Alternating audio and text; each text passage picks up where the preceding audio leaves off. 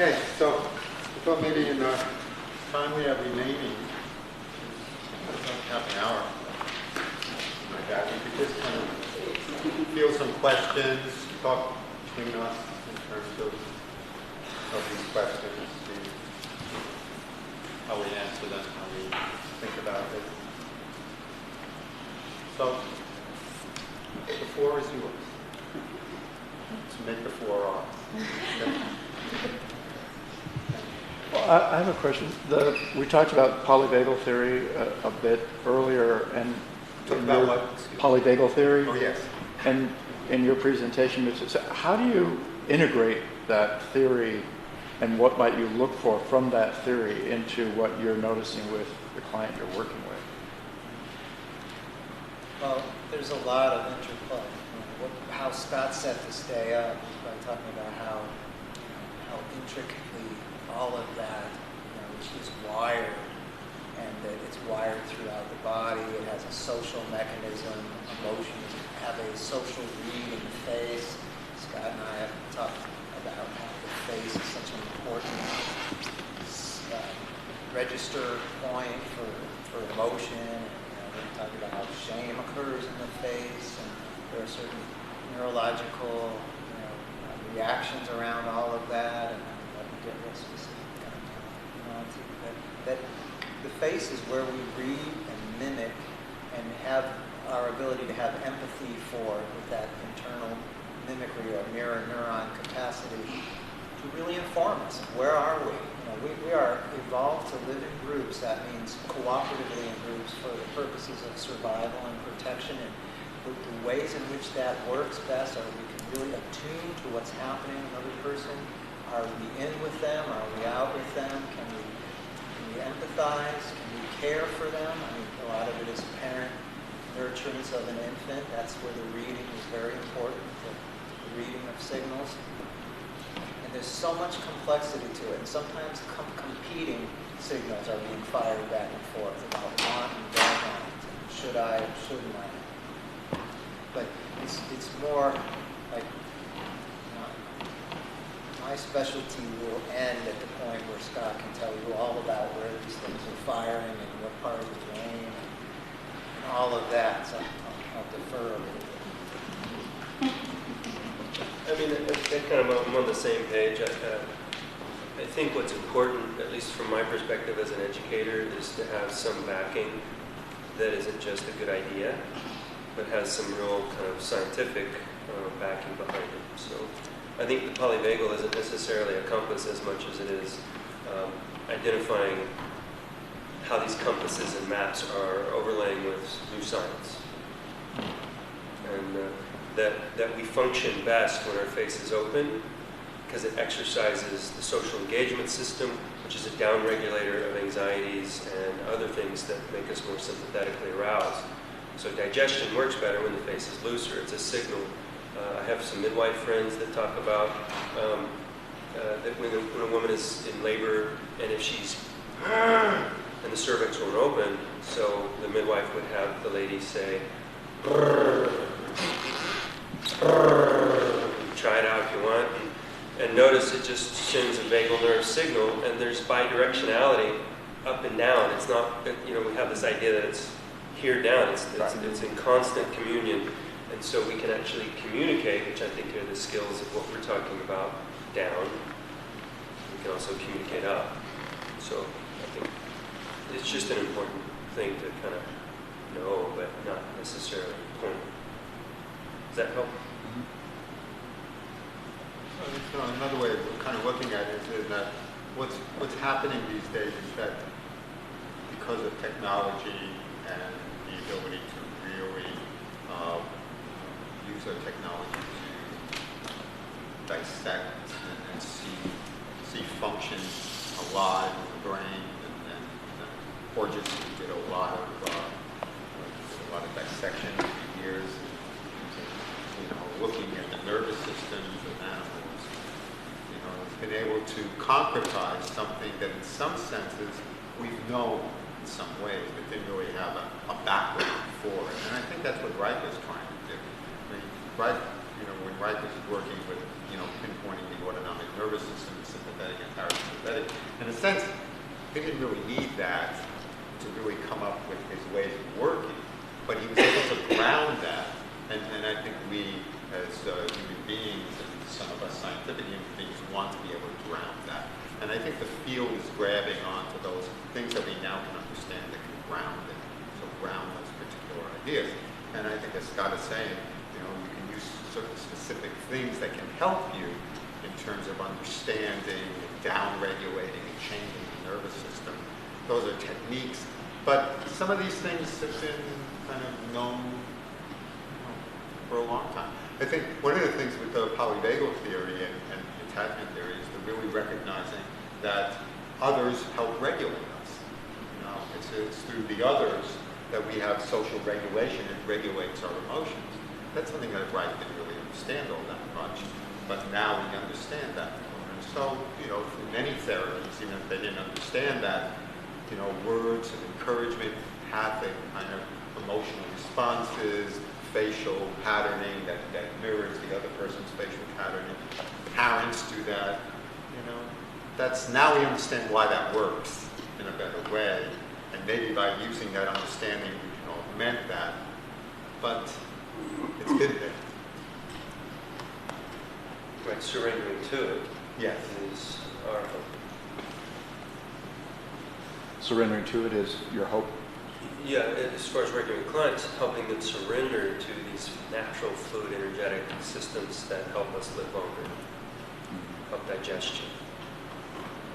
Right, it's very helpful to have a little science on your side to show that, yeah, it does help the immune system and it does create longevity to be able to let go and basically have bioenergetic expansions, and that, you know, there's research now, tons of it around mindfulness, meditation, which is great because it's showing that basically bioenergetic softening and expansion is actually contributing to a greater sense of well-being.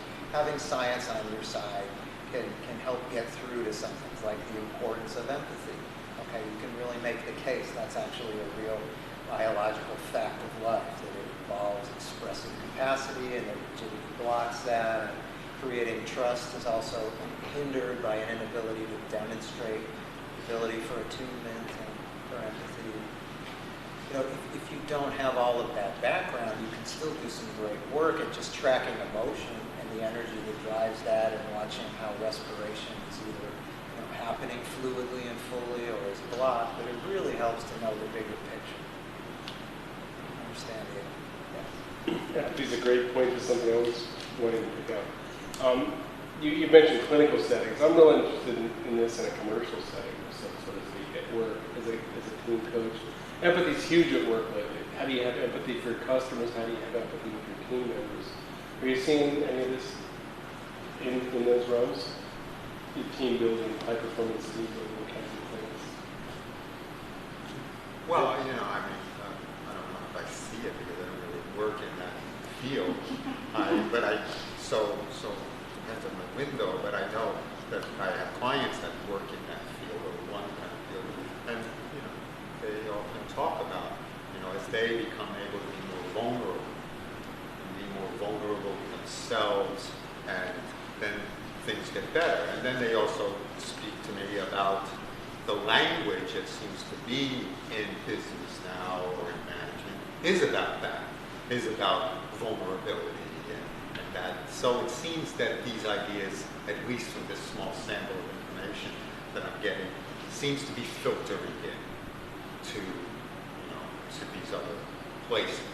Clearly, it's a big part of the therapy process, and increasingly so. Increasingly so, I think. If there's any big words, empathy, mindfulness. Those are the two big words, empathy and mindfulness. Be empathic to mindfulness. Be mindful of empathy. But those are really big hitters. It helps to have a word people feel there's some consensus around what it means, because these are words that direct a certain bio state of compassion, patience, acceptance. You know, all these are ways that allow integration. You don't just tell someone you got to integrate. You say, well, what actually happens? How do you do that? You can't do it in your breath. It's just going to be purely mental exercise.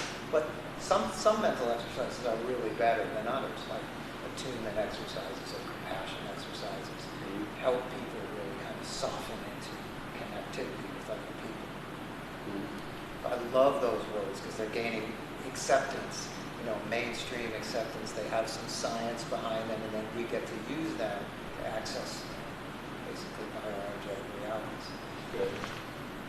There's quite a big movement across business coaching world called Somatic Coaching, and it's coming out of a gentleman by the name of Richard Strozzi Heckler, who is a Aikido guy, and he's training business people how to basically have all of these qualities. But there's also a big movement in the nursing world because they've done research on pain and that when someone's empathic with someone who are burn victims, and if the nurse intends to the person in an empathic way, their experience of the physical pain of taking off the bandages goes down compared to if they're just like, well, we're going to go in and do this, boom, and the pain just skyrockets, which is pretty intense.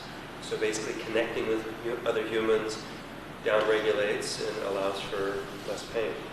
So you see this kind of burgeoning renaissance of care. The irony of that is that there's so much pressure to downsize the number of people working that we don't allow for that empathy because we have to do more in less time. Right. It's a fascinating contradiction. Yeah. Yeah. But there are schools more and more centered on kind of compassionate, caring nursing that is gaining momentum. So Thank goodness. increments. Increments.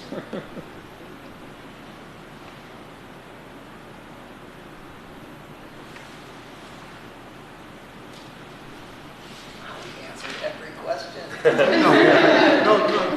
No rushing. Things get too personal. Slow it down, Mitch. Slow it down. Just breathe. So, Mitch, I actually have a logistical question for you. When you, in regards to your case study, what was the spacing or the rhythm of that client coming to see you? Weekly, bi-weekly, monthly? And I'm wondering, did you or the two of you play with that to allow for more time and space? It was weekly. She was asking me what I thought, and sometimes with a highly anxious person, it's good to go twice a week, and the capacity is there just to give them the continuity, and they'll get lost if too much time passes by in their anxiety. But with her, I could see she was so contained, she would last for that week. But I also felt like this would actually overwhelm her to do too much too fast. And I just wanted to give her a spacing that would be sustainable, because I thought this is a person who likes routine and pattern, and this is not a place to challenge that necessarily. And if she'll get into a weekly routine, it'll be a habit, and she can keep it up, and we'll just pace it like that. It's not unusual at all for very anxious people for me to want to see them a couple of times if they can. Just get the ball rolling, get some momentum, and then sometime later when they're in really good shape, they want to peel it back once. So that's a good question too, because it brings up, the differentiation, kind of figuring out not always is more better. Sometimes less is better. I think that's been a theme here, in terms of slowing down, earlier kind of theme against not kind of rushing, allowing things to move, flow, the pacing of each session. It's not so much that more is better, actually, oftentimes less is better. And so to really kind of keep that in mind, and particularly with this person, less is better, but you're also saying that for some other people, more is better, but maybe for those people, even more than that would not be better. Well, there's always this ever-present question when I'm measuring pacing. The expectations can get a little ramped up if someone is coming too frequently for her. And big differentiating feature is the lack of psychological insight was very informative to me. I knew we were not going to do a lot of discussing in the typical way I would discuss with other clients. So a lot of people have a lot of material, psychological material, which is very helpful for them to discuss, to sort through things, conflicts, layers of feeling, complexity in that. And that provides also an ability and a need to, say, sustain more often meeting because it's paced that way. This therapy, this course of therapy would not sustain that. This would be a lot less of that. And so it just wouldn't work.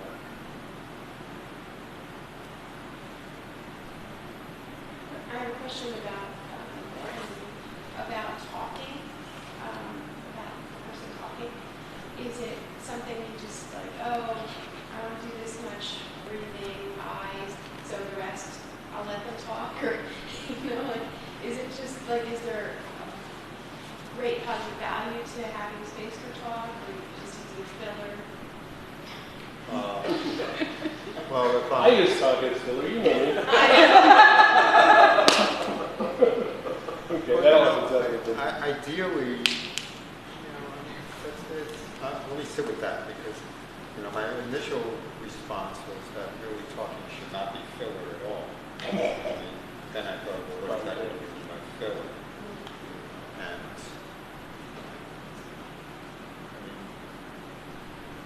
so, but in framing that, it's almost like the talking is just kind of framing the working physically. I'm wondering. Right. And that would really be, because if you're, again, looking at this total conceptual framing, you're looking energetically, you're really working all of that all the time. Okay? So really talking should not really be a filler. I mean, or maybe filler in the moment, like let's talk about what the weather is like as a way of establishing some sort of contact and initial connection. But once it turns from that, then it isn't. But again, there's talking and talking. There's talking, there's talking. And when it's talking, then we're connected. But if we're just chatting on something, that's probably either way we would use that time. The other side of it is that, some people, the doing breathing or stuff like that can be a distraction as well. It can be filler, if you want to use that word, because it can be a defense, it can be a kind of movement away. And so really, it's are you in contact with what's going on because you can really and seeing the process over time. Yeah, so Wendy, it really depends on the person and how they're talking. And they're talking with connection to feeling. Is it rooted in? Is it talking away from feeling? These are all things to determine. And no two people are exactly alike. There are people who have to get grounded. They've got to talk, and they'll settle themselves down. And there's a lot to process. And they couldn't just come in and breathe. They just couldn't. And other people, they've got to start with that before they can even talk. People that don't even think, I got to breathe, and then we can talk about it. And there's all these variations. The same person might do it differently. Just the same person might do it differently. Not necessarily a formula. At It all. fits all. There's no formula. Formula is follow what the client is about. Where the light is. Yes, Yeah. follow the energy. And then when they're done, like, they might be, that's enough breath. Okay, can they do eyes? And then it's enough eyes. Can they talk? That's enough. Then they're done, even if it's half an hour or something. Is that the picture? Yeah, well, there is a thing about done, but there's a way of what you're saying that's enough, that almost seems a little discontinuous, with the discontinuity to it. It's more like what has been flowing and what's emerging. And at times a person kind of needs to stop earlier. Sometimes people need to go longer. I mean, we have artificial time. But it's not like A, B, and C, like X amount of this, X amount of that, X amount of that, and then that's really not how it all kind of forms. It's a good opportunity to talk about pulsation again, though. talk about the resiliency of it or what it is, because there's a cycle of experience. And that there's microcycles, and there's macro cycles. So pulsation is basically charge and discharge. It's more specifically tension, charge, discharge, relaxation. So, a microcycle of that is you inhale, that's stimulating, and exhaling is a little bit of a release. Not the best example, but it'll work. And then over a period of time, that microcycle of breathing is also creating a larger cycle of more charge building than is being released. And then it takes more than just a good exhale at that point. It takes some more active discharge, maybe kicking legs or hitting with hands or shaking the pillow or yelling. And that's a more macro discharge and a relaxation state. So that's one cycle of experience in there where the edge has been stretched, the pulsation is a little stretched out, a little fuller. And that might be it, whereas someone else might breathe and do that 2 or 3 times. And it might be shorter with some people, it might be longer. But pulsation to me is a very complex thing that used to just totally confuse me until I just said, no, it really is that complex. There aren't that many layers of it. It's not that linear.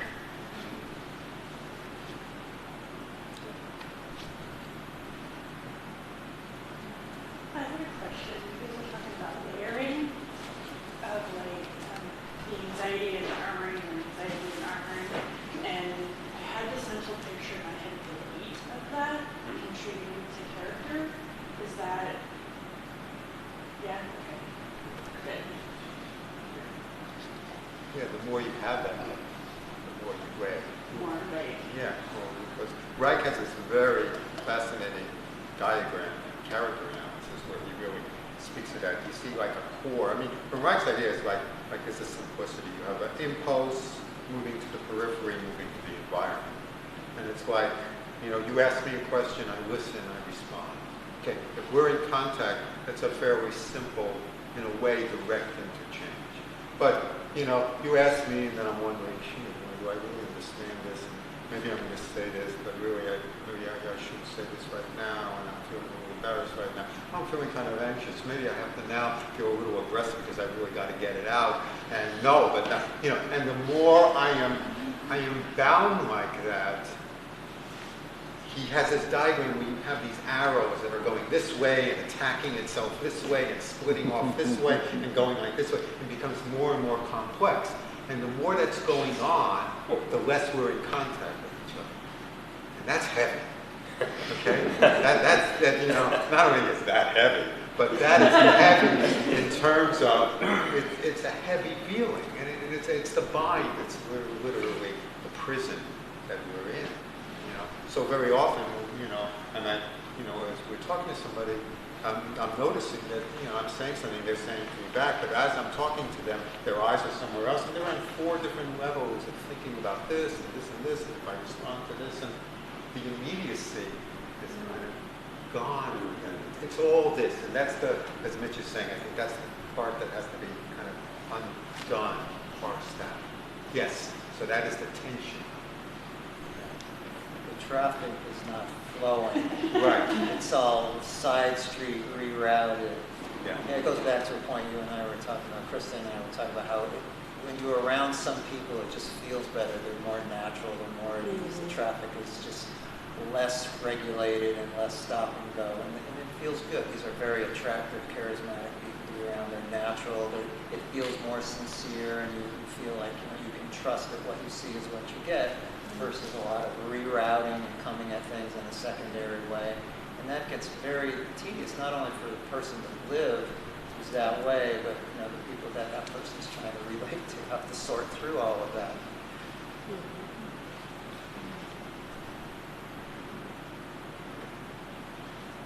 The music has to come through cleanly. Yeah. We appreciate it.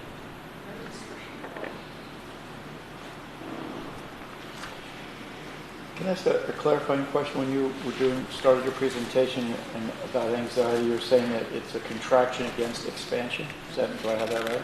Yes. And is it a contraction against contraction for depression? Contraction against contraction. I mean, is that when, from, in a depressed state, is it that you are contracting away from expansion? No, because the anxiety is trying to get away from expansion, right? You're contracting away from. Right, you're trying to stop an expansion. And in a depressed state, when a person is in a depressed state, how would you describe that? Describe it as kind of an after effect. Let's say anxiety comes first, and the nervous system gets beat up, and there's no ability at that point to hold the charge and move with it. So charge can't build. I mean, Dan, you might have a more articulate way to talk about this. There's a lot of complexity to primary anxiety and secondary anxiety. You know, what's a natural response to a threat and what's a natural threat response, or a less natural threat response to our own feelings, you know, versus threat in the environment. But depression I see as like a kind of an after effect. Even though they co-occur a lot, someone can have both. Often there is both. Mm-hmm. But think of it as, you know, it's now mashed potatoes. There's no structure to really move and, you know, support activity. Oh, okay. The life is sort of beaten down a little bit. Uh-huh. I think the word said is depressed. Depressed. Depressed. They're both biophysical states. And again, using that term biophysical, meaning, you know, essentially your whole experiential state, an energetic state. And, you know, they're both biophysical states. Anxiety is a biophysical state. It's a biophysical state of energy and then the pulling back of that energy. Okay? And we experience that in a somatic way, which we call anxiety. Okay? It has a specific kind of feeling to it. We're anxious. Okay? Depression is a different biophysical state. You know, what it is that there's much more of a condensation, much more of a pulling back in. And so all the aspects of it, as one becomes more depressed, their motor movements are retarded, they have less appetite, less sexual activity, less able to think.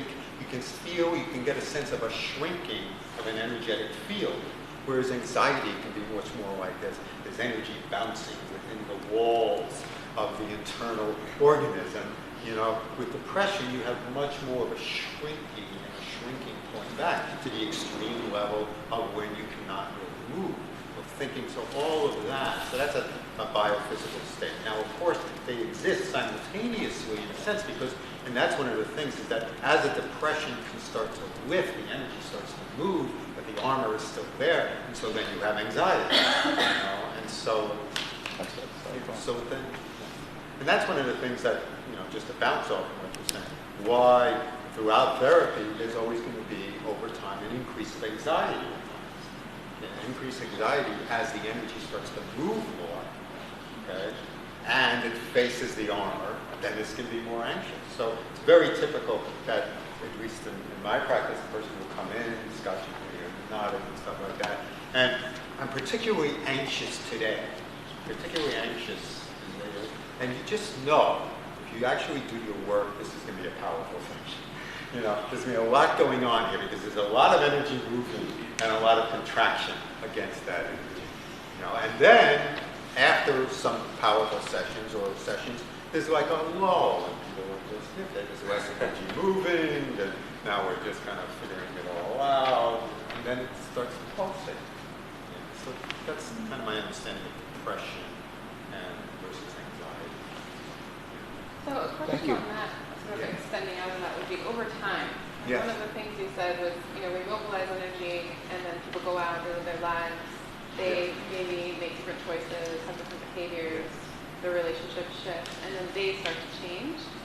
So what does that actually look like? Like I think about character structure, I think about the symptomatology, Yeah. you know, and you're talking about a pulsation also over time, like a cycle over time. The anxiety goes up, and then maybe it kind of pulls down, and then it goes up again. But like, how much? I think it would be good to hear from a clinical perspective. You know, how much does that actually really shift a person and their like experience over time? Well, from following you, I mean, Wright would speak about the three pillars: love, work, and knowledge. Right. Okay? He has this, if you read his books, there's a little thing, love, work, and knowledge are the wellsprings of life that should govern. You know, I like it. I don't know how it comes out in German or whatever. You know, but I like that because in a way it speaks to different aspects that are probably other. That people over time should be able to love better, that their work should improve, you know, given the, and that knowledge, interest, engagement is there. And sometimes people are very high on one and low on the other, but there's a sense of greater life. And that's not only an internal thing, but it's also what kind of life they're building. People that they're around, environments that they create, you know, kind of work situations that they're able to create. And that changes. And yes, so over time, you're going to see that and people feel more pleasure. Now, yes, over time, as a person begins to meet more emotion and stuff, there's going to be spikes of anxiety more, but they can handle that anxiety. You know, I mean, Reich would actually say, spoke that towards the end of therapy, when you really get down, say, into the pelvis or deepest, you freak out. You know, you'd have what you call orgasm anxiety. You'd just be freaking out the whole time because there's just so much. And then that heralds in a kind of a reconstitution. So I guess part of it is that one can expect this, but one can simultaneously expect, and it's passing, is that the structure of life changes. And you feel better. You know, so you get past 65. You glide past, you know, okay. At first it thought, like, that's it. Write it off. But then, you know, it's a possibility. Are you 65 expecting 10 or 65 expecting 25? Right. The metaphor I like to use to answer that question, because it's also a common question, is that people come in wearing a certain size pants, let's say. And I notice this pretty much really consistently, that they get to a certain point and they start to just complain and have so much discontent in their outer world. And then I start to feel like, yes, okay, this is progress. They're getting frustrated, they're pushing on their environment because the pants don't fit. And now, at the moment, they might not know how to change and go get the pants they need and what it would feel like to feel good in their own pants. But the sign of discontent is a sign of unrest with the world they came in with. And then that engagement and that discontent is because there's something truer emerging. And then what I try to do, and I'm sure we all do, is herald the true person. You know, help them keep expanding into that world, find the pants that they need, and then live into them. As a metaphor. I heard of a term recently called learning trauma. Dolphins do it, but people do it too. They get really fucking angry right before they master something. It's funny that right you before use... the what? Right before they master something. Oh, yeah. It's learning trauma or learning tantrum right before you get. And you commented on that. You knew something about that. A lobster? No, learning tantrums. Yeah. I mentioned it to you, and you said, okay. Oh, maybe at that time. Yeah.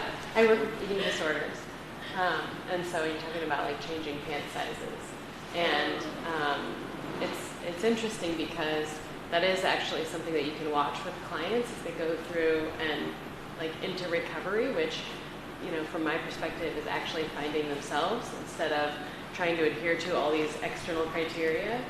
And so they're trying to fit into these size 0 pants, right, or 00 or whatever it is. And they're so distressed about not being able to fit into society's ideal pants. And then, like, one of the signs of recovery is like finding pants that fit the body, like your body, the body that you have, the body that you have where it wants to be. So it's actually a really cool metaphor. You need space to live in. Right. And the energy, if we're going to get energy moving, it's not going to convert to anxiety. It needs room to move. And that's in all ways. It's expanded way of thinking, actions that create space, emotions that have room to process. And even learning a frustrating task, if you can process the feeling around it, you can hang in there with it. Otherwise, you're going to abandon the task. A lot of people I work with are just totally mystified by why they're not getting some things done in their life. And it's because they are avoiding the feelings that will arise if they suffer through the learning curve of what it is they're doing, or that it just brings up a lot of sense of inadequacy and they're not processing that feeling. And they can't allow themselves to process it or take it seriously or have compassion around it.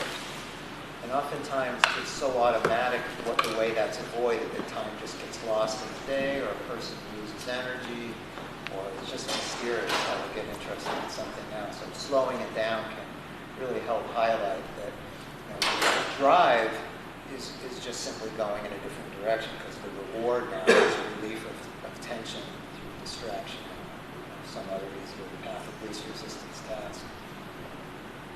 It's wonderfully complex, but it's maddeningly complex at the same time to try and do that. A lot of people think they just need a different task, or it's a sign that they're in the wrong place, and some stuff like that. I like to tell my clients, because Bellingham has a pretty big meditation community, and a lot of them come into my practice, and there's this sort of weird ideal that they should stop suffering. And I like to just say that this work isn't about stopping suffering, it's that you learn to be more effective at suffering. You learn to work with the suffering as an intelligence, and that life doesn't just disappear, but we just get a little easier within it. And that I think that's progress, and tolerating their own big giant feelings, and staying present. Nice. I know one of the experiences for me over time, I worked with Dan for a number of years, and another therapist, is that, you start to find that you're happy. Mm-hmm. And you start to make a lot of choices. You start to not allow it to reject things that are going to screw with your happiness. So your choices change. And you start making more affirmative choices that build more happiness and cause you less anxiety and cause you less pain, less suffering. And you move towards healthier relationships and work that's meaningful and doesn't, and sometimes that sucks because, the work I'm doing sucks and I need to make a change, and then you get the whole existential aspect of that means I have a lot of anxiety, I have to make this change. But you have more capacity,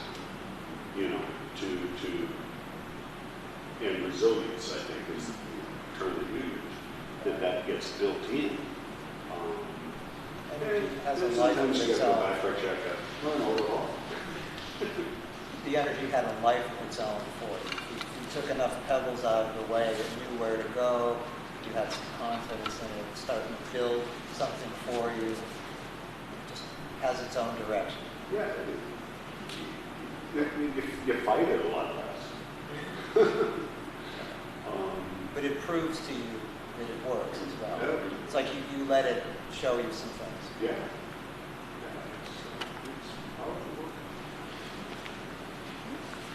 Okay, thank you all.